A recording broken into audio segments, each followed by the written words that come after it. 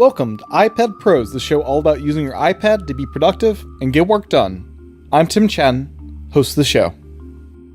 I think overall the aha moment was that it was just like the desktop version and I could move really quickly through it. And if I'm writing a sitcom, a television sitcom, the ending scene that lasts about 30 seconds, I can write a full orchestral cue in Notion, iOS, and complete it finished, even with articulations and dynamics and tempo changes in less than 30 minutes. That was the aha moment. It's just the way that it increased my workflow. That was the moment where everything changed. My output just tripled at that point. Welcome back to iPad Pros. In this episode, I interview music composer Steve Steele. Steve does extensive work with the Notion app for iPad, which is a fairly powerful music notation app for the iPad. You can listen to my interview with Chris from Presonus, who now owns Notion, on episode 4 of iPad Pros. Steve does the bulk of his writing on the iPad, but you'll also hear in this episode how he incorporates the iPad into the Mac work he still does, and what the future could look like going all iOS and the apps that are being worked on to make that happen. Something unique to this episode is I decided to include as bonus content at the end of this episode a few of the tangents we went on. I felt these discussions did not add to the value of the core episode, which focuses on music notation and production, but would be entertaining to hear as a little bonus at the end. So there's about 12 minutes of bonus content awaiting you after the main episode concludes. As a reminder, you can support the podcast on patreon.com/iPadPros.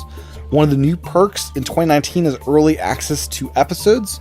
Supporters there got this episode over a week early. Another way you can support the podcast is by heading on over to the Apple Podcast app and leaving a review. Those reviews help send signals to Apple's algorithms to show it higher in search and helps others discover the podcast. With that, thanks for tuning in to iPad Pros, and here's my interview with Steve. Enjoy. Welcome to the podcast, Steve. Hey, thank you, Tim. Can you first introduce yourself and the work you do? I'm Steve Steele. I'm a composer, musician, and I'm a teacher. I've been a musician most of my life. I was one of those kids that started playing piano at a young age, got piano lessons when I was about 5. And every few years, picked up a new instrument. And then eventually I went to North Texas and I double majored.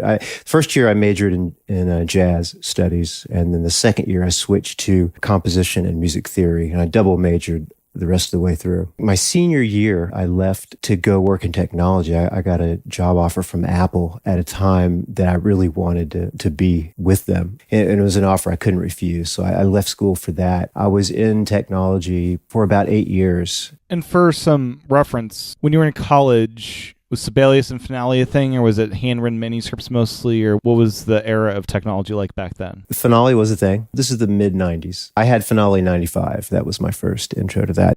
So the reason I wanted to have you on, I discovered you in one of the Finale forums asking about Finale for iPad. When's this coming? To both of our chagrin, it's not coming anytime soon, at least. Then I discovered the work you've been doing with Notion and wanted to just chat a little bit about just what kind of tool that is and how much work you're actually able to do with the iPad through Notion. As you mentioned, you kind of had Finale back when it was 95. You've kind of seen it evolve over the years. The Notion hits. What's your take on the original release of Notion and where it stands today? I guess I really kind of noticed it around 2010, 11, or 12, something around that time period. Mm-hmm. And I looked at it at my first glance, and this is before the iOS version, obviously, I think. It seemed to cater to people that wanted to attach virtual instruments to it and have a real simple kind of way of laying out, like sort of a middle ground between a score editor and a DAW. Mm-hmm. And I didn't take it that seriously. But I eventually bought it because it had a couple features that I wanted to check out. Lo and behold, I loved it from the instant I started using it. It was very natural. The note entry methods in Notion are second to none. It's a very fast note entry method workflow. This is the Mac version we're talking about here? Yeah, it's the Mac version. What makes the note entry on Mac so awesome? Because I wish